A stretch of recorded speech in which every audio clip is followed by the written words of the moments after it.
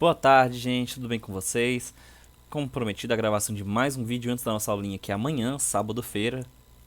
É nossa primeira aula de história no curso Paulo Freire, certo? E aqui a gente vai mandar nossa terceira aula extra, que não é obrigatório, tá? Se você tá aqui, tá com mil e uma coisas pra fazer, tem mil e uma coisas pra estudar, porque mil e um professor passaram conteúdos, tudo bem, não é obrigatório, tá? Você pode fazer outra coisa, tá? Super de boa, sério. Mesmo porque, como eu digo nas aulas de matemática, a prioridade para estudo geralmente é redação e matemática. É a estratégia a mais adequada para a maioria das pessoas, por causa dos pesos das provas no Enem, certo? Mas se você vai continuar, se você tem interesse, se você tem tempo, se você tem disposição, se você gosta de história apenas, talvez, ou se você só quer se aprofundar, bem-vindos a mais vídeos, mais um vídeo extra do canal de História 3, certo? Para a playlist de História 3, né, pro canal do curso Paulo Freire. E hoje a gente vai falar sobre União Ibérica e invasão holandesa. Vamos lá.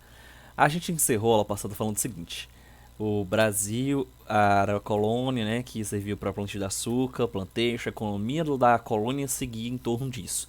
Atendia ao pacto colonial, com o Brasil exportando a cana-de-açúcar, certo? Que era plantada no plantation, latifúndio, plantation quatro coisas, lembram? Latifúndio, monocultura, plantar muita cana-de-açúcar num terreno grande, obviamente que ia plantar mão de obra escrava, e isso servindo ao mercado externo. E aí o Brasil mandava para Portugal.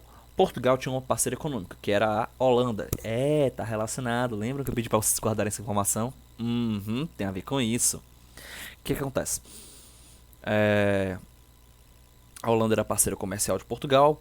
O que a gente mandava do Brasil para Portugal era o açúcar mascavo. Portugal tinha um negócio com a Holanda que a Holanda refinava o açúcar e revendia para o resto da Europa. E assim os dois lucravam, certo? Então era um parceiro comercial muito importante no negócio do açúcar. E eu encerrei a aula falando o seguinte, que o negócio do açúcar ia definhar. E tudo tinha a ver com a morte de um cara. Esse cara. Dom Sebastião. Rei Sebastião de Portugal. O que acontece? Esse cara, gente, ele era um rei muito peculiar. O que acontece? Por exemplo, uma das primeiras preocupações quando você é rei é você ter o seu casamento, para você ter filhos, para você deixar herdeiros. E assim você mantém a estabilidade da sua linhagem. O que acontece quando você não tem filhos? É o que acontece com esse sujeito aí. Como assim? Esse sujeito aí não tinha herdeiros. Dizem até as más línguas que ele nem gostava de tentar. Mas aí é más línguas, né? A gente ignora. O que é fato é que esse cara, o Dom Sebastião, ele foi lutar numa guerra na África. Contra os mouros, né? Os muçulmanos. Eles foram lutar ali no Marrocos, que é pertinho de Portugal.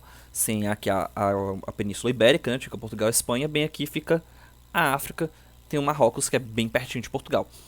E aí, nesses confrontos, nessa guerra, acaba que ele falece em batalha. Na verdade, ele desaparece. Na verdade, ninguém viu onde ele foi parar. Ele desapareceu, não acharam o corpo, declararam como morto. E aí, o trono de Portugal fica vago. O que acontece então é o seguinte, beleza. E agora? Ele não tem herdeiro. Quem é que é da família dele? Quem é que é da família dele? Tem aquele cara lá, o Dom Henrique. Dom Henrique, que na verdade era padre, era da igreja. E ele já era de uma certa idade. Então ele não podia casar, não podia ter filho. Opa, não podia casar, não podia ter filhos. E já era de certa idade. Não tinha muitos parentes não, eu estou me confundindo com a câmera. E não tinha muitos parentes próximos também. Aí ele só dura uns 2 ou 4 anos, agora esqueci, eu confesso. E ele também falece. De novo, o trono de Portugal está vago. E agora? Foram arriba, foram abaixo, em relação aos parentes de Dom Sebastião e o Dom de Dom Henrique. E eles até tinham duas possibilidades. Um cara que era até apoiado, buscou apoio das massas urbanas das cidades de Portugal, mas a preferência acabou sendo por esse cara aí, Dom Filipe II da Espanha. O que acontece? Por que a preferência acabou sendo para ele? Ele que era um estrangeiro, era o rei da Espanha. O que aconteceu? Como assim? O que aconteceu é o seguinte, vamos lembrar. Enquanto o Brasil era a colônia de Portugal, e Portugal, os portugueses de Portugal exploravam a cana-de-açúcar, a Espanha tinha o resto da América, né? Da América Espanhola, a grande América Espanhola. E a América Espanhola tinha uma coisa interessante para a Espanha que Portugal não conseguiu achar aqui, pelo menos não ainda. Que é o quê? Metais preciosos, ouro e prata. Meu amigo, a Espanha tava tirando o ouro do Império Azteca, tava tirando o ouro do Império Inca. Tava assim, ó. Ouro, ouro, ouro. Obviamente que as populações das colônias, né, no caso os nativos, os incas e os astecas, se ferraram, né, para usar uma palavra um pouco mais leve. Mas os espanhóis estavam só assim, ó, ouro, ouro, ouro, né, enfim. E aí o que acontece? A elite espanhola estava rica, estava num auge econômico grande a Espanha. Era uma grande frota marítima, era um país bem arrojado para a época. E a grande nobreza de Portugal, de olho nessas nobrezas, nessas vantagens, achou que seria talvez uma boa ideia apoiar o Filipe II para a União dos Reinos. Foi consensual? Não. Teve gente que discordou, teve gente que, assim, poxa, não quero deixar o trono de Portugal na mão de um espanhol, peraí. Que isso, galera? Vocês estão realmente querem entrar nessa? Mas muita gente também apoiou, muita gente tinha cobiça em fazer parte de um reino conjunto com uma galera que estava se dando bem no dinheiro. E no final das contas, Filipe II acabou assumindo como rei de Portugal, se tornando inclusive o rei Filipe I, já que em Portugal ele seria o primeiro de seu nome, né, como Filipe, ao contrário na Espanha, onde ele já era o segundo, por isso que ele era Filipe II na Espanha e agora ele ser Filipe I de Portugal. Olha o que acontece. Enquanto isso, aliás, antes disso, por trás disso, a relação entre Portugal e aliás, Espanha e Holanda era um negócio meio complicado. A Holanda meio que se separou da Espanha, se separou da influência espanhola na Europa. Então, eles meio que, não é que eles declararam uma independência, mas eles se livraram da Espanha, sabe? Então não eram países que se davam muito bem. O Filipe II, ele foi astuto. Ele sabia que ele ainda não era uma unanimidade de apoio da nobreza portuguesa, muito menos da massa portuguesa como um todo. Então ele no primeiro momento ele não interferiu. Ele deixou Portugal se administrar. Não interferiu na moeda, não interferiu nos impostos, não interferiu na administração da colônia Brasil, nem no negócio do açúcar entre Portugal e Holanda. Passou o segundo governo espanhol, chegou o terceiro, e esse cara ele resolveu se meter. Ele resolveu acabar. Opa, passei o slide antes sem querer. Ele resolveu acabar as relações Portugal e Holanda no negócio do açúcar. Holanda, você está expulsa de participar do negócio do açúcar da colônia do Brasil. Porque a colônia do Brasil pertence ao Reino Espanhol. E o que acontece é que agora estamos na União Ibérica. Por que União Ibérica? Porque os dois países da Península Ibérica são Portugal e Espanha. Então, se os dois estão unidos sobre a mesma coronha... Coronha não, nem corona. Se os dois estão unidos sobre a mesma coroa, essa é a União Ibérica, certo? E aí o que acontece é que a União Ibérica decidiu que a Holanda não ia mais participar dos negócios do açúcar. Aí a Holanda olhou assim, sério isso? A gente lucra muito com isso, vocês lucram com isso, os portugueses lucram com isso. Olha, não ligo, eu, Espanha, não gosto de você, você está fora do negócio do açúcar. Portugal vai dar seu jeito. Portugal não deu o seu jeito, sabe? Porque a Holanda participava muito. Ela tinha toda a tecnologia e o conhecimento para fazer o refino do açúcar, que era muito importante, da logística de distribuição na Europa. E os portugueses, por mais que eles lucraram muito tempo com açúcar, tinham seus dinheiros, né? Eles não conseguiram investir direito, não conseguiram realmente substituir a Holanda nessa parte do negócio.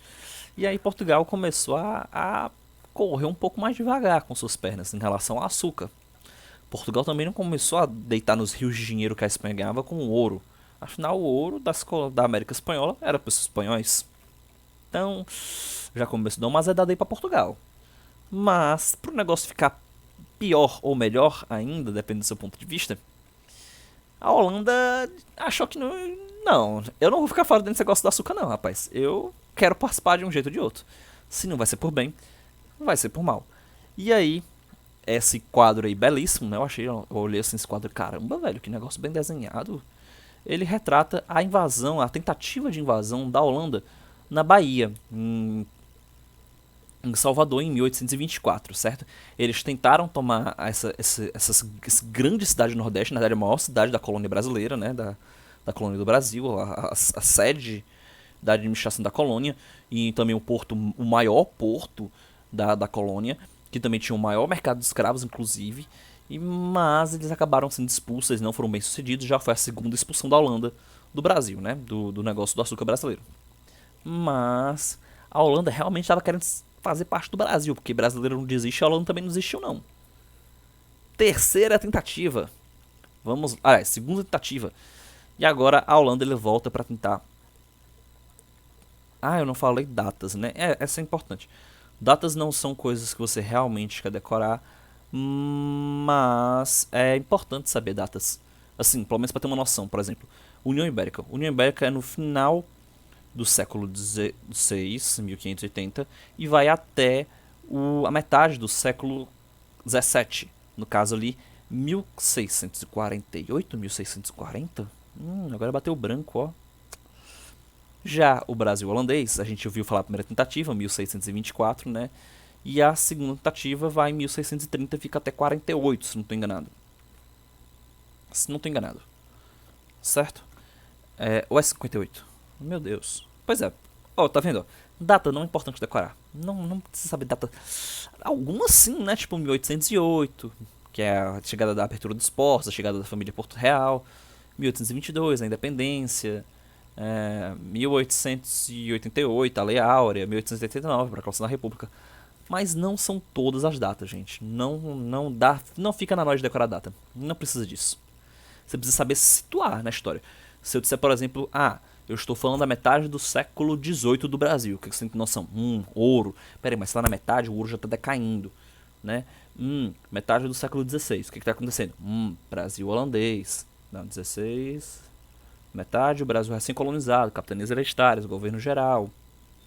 Século XVII.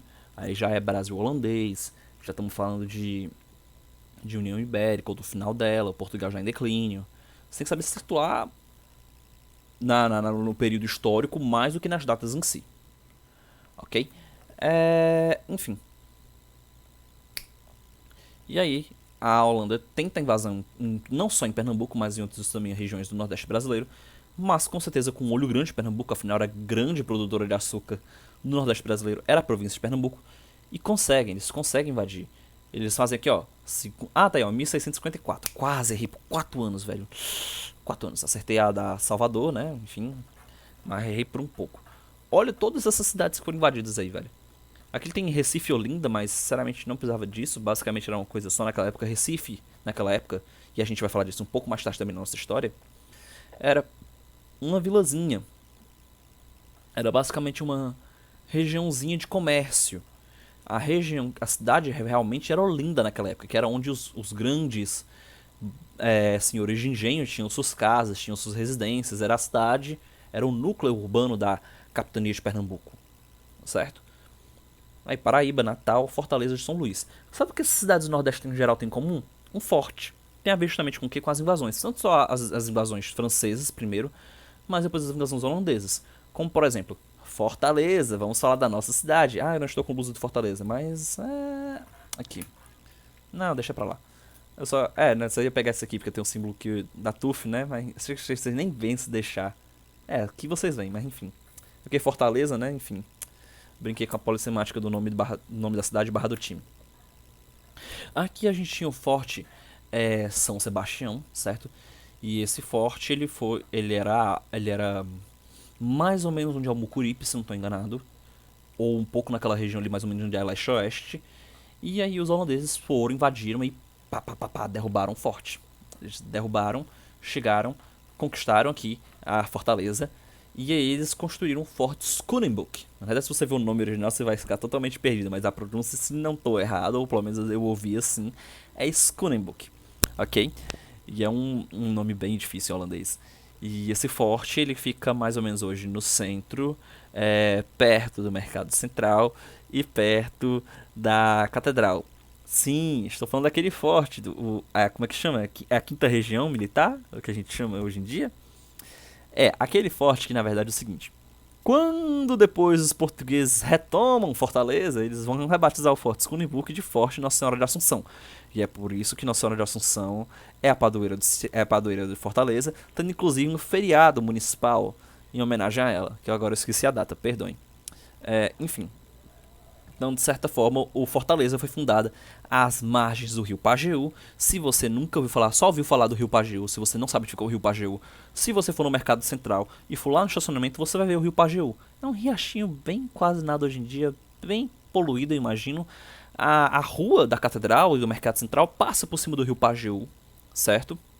E eu não sei se o rio Pajeú vai desembocar no mercado, ou no mercado não, no Paço Municipal, que hoje em dia é a sede da Prefeitura de Fortaleza, certo? Aí o que acontece é o seguinte, ali foi fundado o forte, certo? O forte que acabou virando o Forte Nossa Senhora de Assunção, que é o forte que está lá até hoje, que você pode visitar, que você vê na leste-oeste, etc., com os canhões apontados para o mar e etc., certo? E essa história eu contei a de Fortaleza, mas eu poderia contar de outras cidades. São Luís também tem um forte. Natal tem um forte dos Três Magos, forte bem imponente na beira da praia, assim, bem... Tum, é bem bonito, achei bem legal. Eu tive a oportunidade de conhecer de longe, né? Enfim, essas foram a invasão. A Holanda basicamente cria uma verdadeira colônia, uma nova Holanda que chamava, aqui no Nordeste brasileiro, né? Uma faixa de terra bem grande. Não conseguiu pegar Salvador dessa vez, mas é que tá. O, o Portugal ia reagir? Portugal não tinha tanta força para reagir. Portugal fazia tempo que não tinha um armamento tão grande, era muito pequeno, pouca gente, estava mais preocupado com a colonização e o negócio do açúcar. Por mais que, claro, tentasse defender dos franceses e ingleses, né? Quem realmente tinha um poderio militar grande nessa época era a Espanha. Mas a Espanha acabou que ela não estava muito interessada em retomar o Brasil. Por quê? Porque a Espanha tinha muito mais interesse no ouro. A Espanha estava muito mais interessada nas suas pecinhas de ouro da América Espanhola. Então, ok, não foi na minha colônia, foi na colônia de Portugal. Ah, mas vocês têm a mesma coroa, você é rei de Portugal e da Espanha agora. Você não pode só ignorar. Ah, mas, cara, não mexeu no ouro? Tá tranquilo. Ah, aquilo ali é só um negóciozinho de açúcar. Não rende muito. Eu vou defender o meu ouro e minha prata. Não, peraí. Não vou gastar poderio militar com coisa.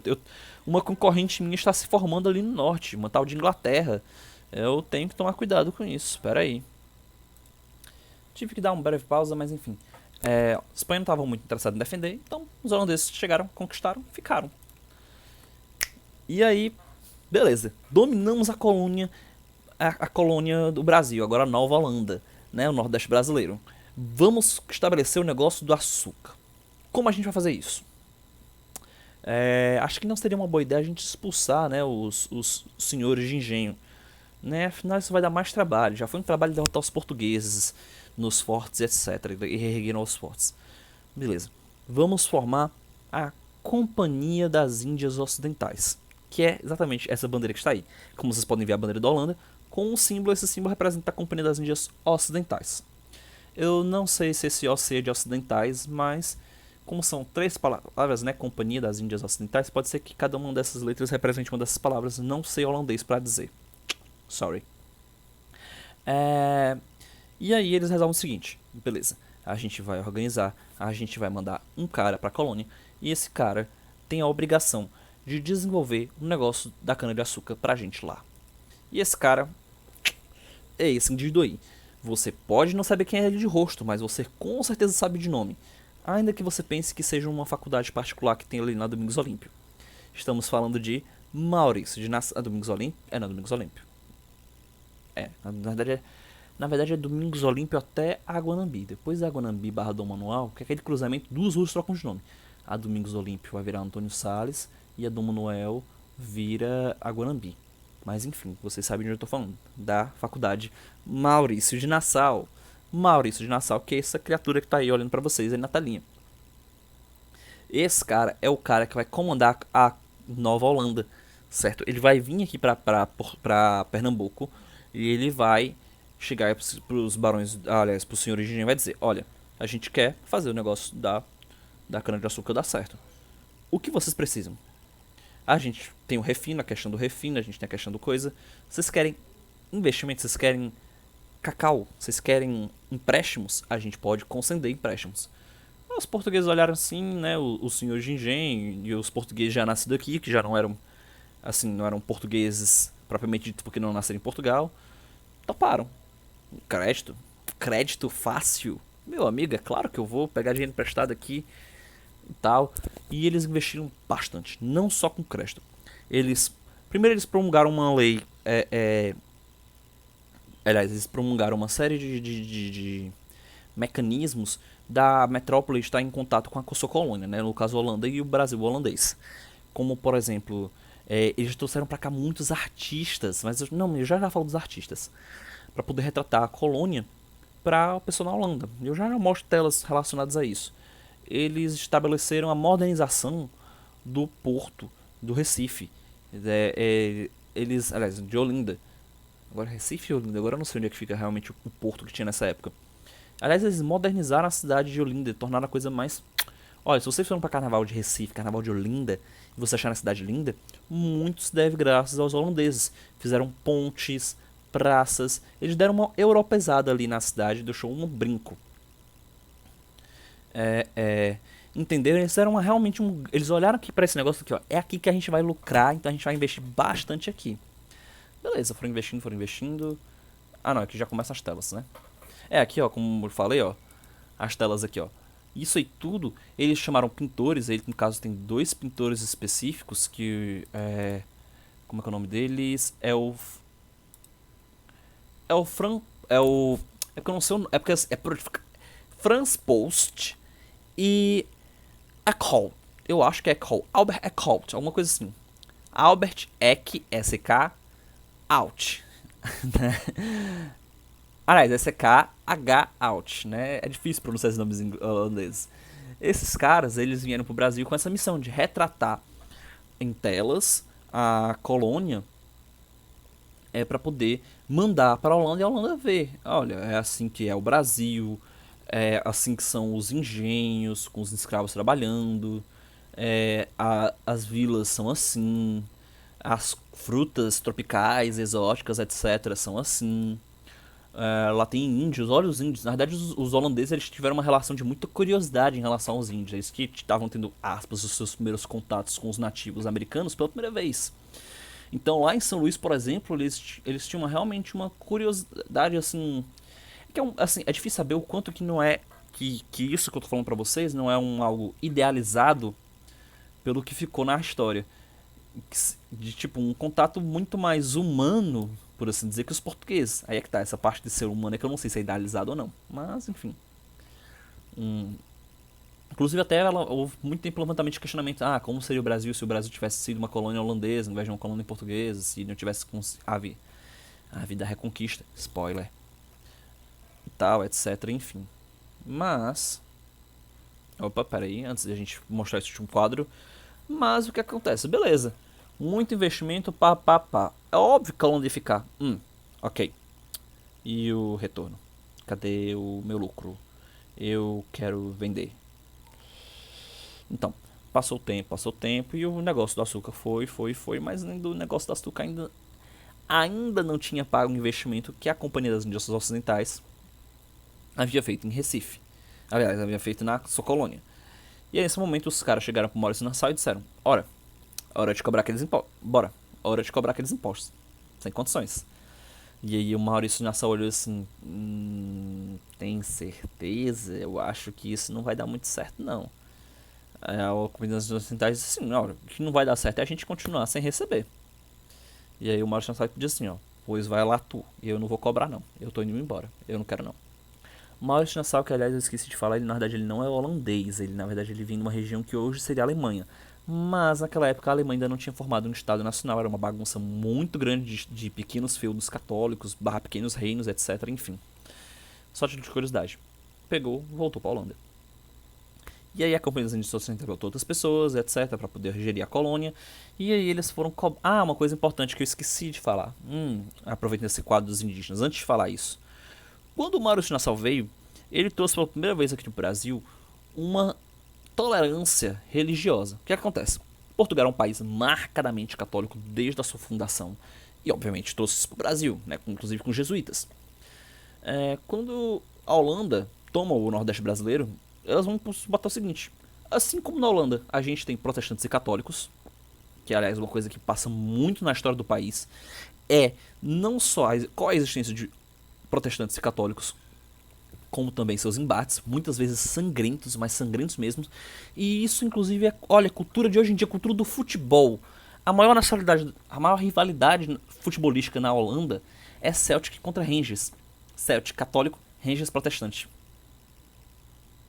História é tudo, cara. Tudo é história. Tudo é política, tudo é história, tudo é cultura, tudo é arte, tudo é linguagem. Não dá pra fugir dessas coisas. Tudo que é humano é ciência humana. Tudo. Tudo que é humano são todas as ciências humanas ao mesmo tempo. Tudo tá relacionado com tudo. Inclusive futebol. E aí o que acontece é que é o seguinte. A Holanda pegou e assim, ó, que nem lá na Holanda a gente pode ter protestante católico, aqui na colônia também. E aí trouxe essa tolerância religiosa, tradicionalmente chamada, pra colônia. Mas por que eu boto assim, tolerância com certo ar de ironia, com aspas também? É porque é o seguinte, na verdade tolerância religiosa, cristã, só para protestante e para católico. Se você fosse anglicano, por exemplo, já não... Tudo bem que não tinha anglicano porque não tinha inglês, né, por assim dizer. Mas, por exemplo, religiões africanas. As religiões dos indígenas. Não, realmente uma tolerância religiosa, né, vamos combinar. É uma tolerânciazinha religiosa restrita apenas para protestantes e católicos. E o resto, não.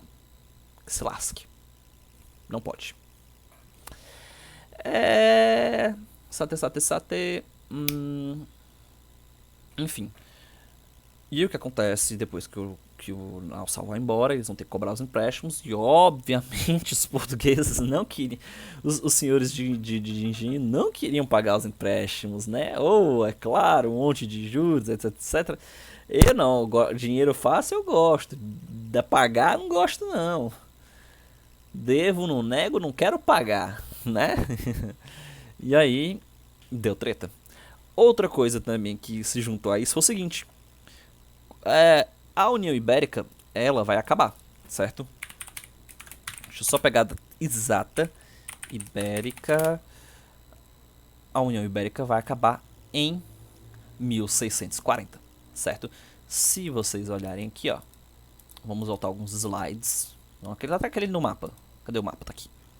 1654. Olha, se vocês verem, eles não chegam aqui em 1630. Por 10 anos, a Holanda dominou o Brasil holandês, né, o Nordeste brasileiro, sua nova colônia, a Nova Holanda. 10 anos depois, Portugal ficou livre. Aí Portugal olhou assim, né? Agora que eu tô fora da União Ibérica, eu consegui ter um rei próprio, eu bem posso voltar a ter meu negócio com a Holanda, né? Eu posso voltar aquela parceria com ela. Holanda, tu jura que agora que eu tenho a colônia, eu vou te devolver a colônia e a gente vai voltar a ser parceirinhos? Não. Eu investi muito dinheiro aqui, meu amigo. Muito dinheiro. Eu não vou abrir mão de nada. Colônia é minha. Você que vem e tome. Cara, Portugal tinha acabado de se livrar da Espanha e isso custou algum preço. Portugal não estava bem nas pernas, mas não estava bem nas pernas mesmo para poder peitar a Holanda, que vinha lucrando, ainda que demoradamente, né, ainda que pouco, não satisfeita com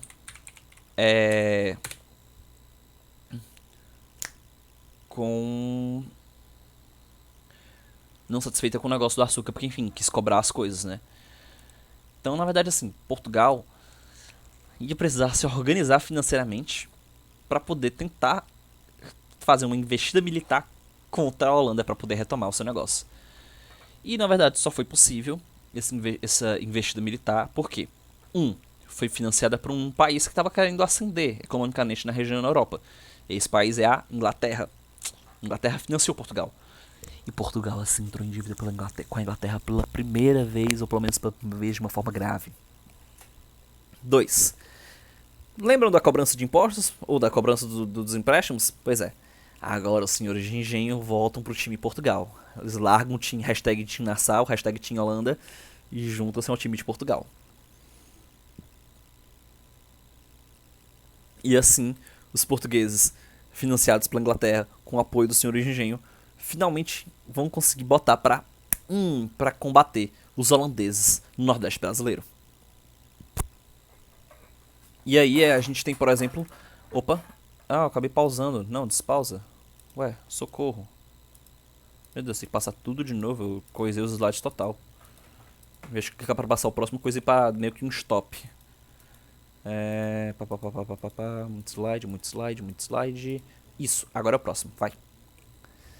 Batalha dos Guararapes. Na verdade, assim, Portugal começou a combater a Holanda, papapá, e essa é a batalha mais memorável feita aos arredores de Recife.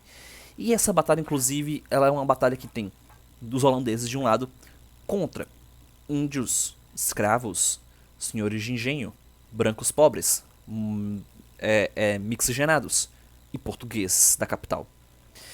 E aí é que tá. Tá vendo essa mistura? Essa mistura toda é o Brasil dessa época, né? O que acontece? Anos e anos e anos mais tarde, porque essa batalha foi entre 1548 e 1549, aliás, 1500 não, 1600, né? Meu Deus, tô ficando doido das ideias. 1600. Você soma aí mais dos 300 mais 320 anos.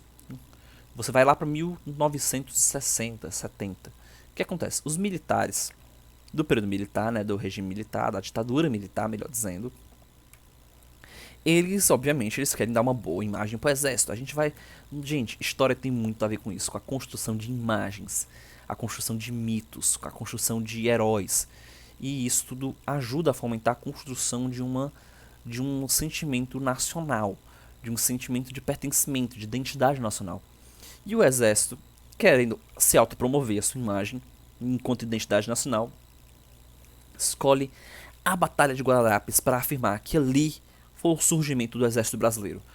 Quando índios, negros, portugueses, escravos, libertos, mixigenados, brancos pobres, todos se juntaram do mesmo lado para combater um inimigo externo, a Holanda.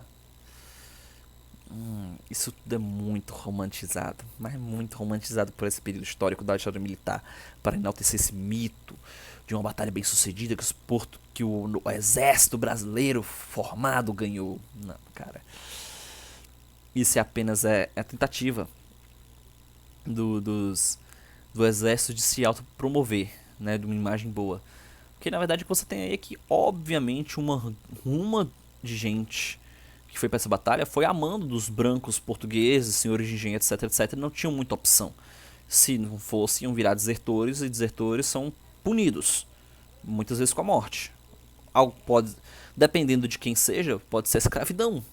Se você for um mixigenado com a pele não tão branca, você não participar de um negócio desse, pode ser que você virasse escravo.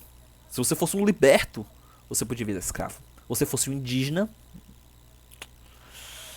então, não idealizem momentos da história. É complicado, é difícil. Nesse caso aí, bom, de todo jeito, o exército brasileiro venceu o exército holandês, expulsando o inimigo externo, né?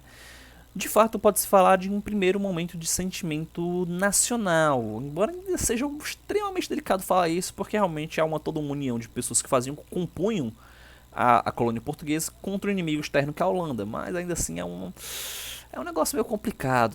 Talvez, se fosse possível, é claro que não é, perguntar aos agentes da época se eles se sentiam assim, talvez eles dissessem que não, mas enfim. Enfim, mais confrontos se deram e a Holanda finalmente foi expulsa da colônia brasileira por Portugal e aliados. E o que é que acontece? Bom, Portugal demandou. Eu falei que a Batalha de Guararapes é 1648 e 1649, mas lá no mapa vocês viram que a Holanda só foi definitivamente expulsa em 1654. Então, anos e anos aí de guerra Portugal e Holanda para poder conseguir expulsar, e a Portugal gastou bastante nisso. Ficou endividada com a Inglaterra. Beleza, mas Portugal agora retomou o negócio do açúcar, né, para poder dar um boom na sua economia e voltar a ser a grande potência europeia que era. Portugal vai voltar a ser um grande país. Se você está ligado em política internacional em maior ou menor quantidade, você sabe que Portugal hoje faz um grupo de países chamado PIGS. Portugal, Irlanda, Grécia e Espanha, que em português é Espanha, por isso que é S, não é PIGS, ou porcos. São países que estão com a economia na Europa muito mal encaminhada, mas muito mal encaminhada mesmo. E a Irlanda agora eu não sei, mas enfim, whatever. É importante saber que Portugal está lá. Mas seja um boom muito grande para um brasileiro morar em Portugal, não é como se a economia deles vivesse mil maravilhas não, galera. Portugal nunca se recuperou dessa União Ibérica, nunca. Ali foi só o primeiro passo da bola de neve. Ficou endividado com a Inglaterra. Beleza, vamos retomar o negócio do açúcar. Açúcar vai dar lucro. Não, não vai dar o mesmo lucro de antes. Por quê? Porque, lembram? Portugal tinha uma parceria com a Holanda. A Holanda que detinha o refinamento, a distribuição. Portugal começou a ir mal das pernas assim que a Holanda saiu do negócio. E agora que a Holanda está expulsa do negócio, tipo, a Holanda não vai ser besta e voltar a ser parceira, né? Então, Portugal não vai conseguir se virar sozinha. Outra coisa, a Holanda aprendeu o que ela não sabe do negócio do açúcar. Se a Holanda antes cuidava só do refinamento, distribuição e investimento, agora ela sabe como é ter um engenho. Agora ela sabe o que é preciso ter um engenho. E o que acontece? Ela vai levar esse modelo de engenho, de produção de açúcar, para outras colônias que a Companhia das Índias Ocidentais conseguiu. No caso, estamos falando ali da região do Caribe, mais ou menos. Algumas ilhas ali vão ser de domínio da Holanda, vão virar colônias holandesas, e a Holanda vai tacar, plantar cana. E agora, Portugal vai perder o monopólio da exportação de cana-de-açúcar. Porque antes era praticamente só Portugal que vendia, pelo menos só Portugal vendia em quantidade. Agora não. Agora a Holanda tem novas colônias, novinhas em folhas, solinho, ó, riquinho, solo sem perda de nutrientes, produzindo açúcar e mandando açúcar de melhor qualidade do que Portugal. E essa concorrência, a gente sabe, a lei da oferta e procura. Se há concorrência, o preço cai. Ainda mais se o seu concorrente tem uma coisa melhor que o seu, então o seu cai mais ainda. O açúcar desvalorizou um pouco, Portugal não vai conseguir ficar bem das pernas. E isso vai ensejar a próxima aula extra, que é a aula da próxima semana, que vão ser as revoltas nativistas, certo? Revoltas nativistas, vai ser a única aula extra da próxima semana, se não estou enganado, eu tenho só que rever meu cronograma para ter certeza. E vão ser, a gente vai falar de várias revoltas nativistas, são muito boas e muitas têm a ver com isso, com o declínio econômico de Portugal e da colônia da América Portuguesa, o Brasil, certo? Última coisa pra falar.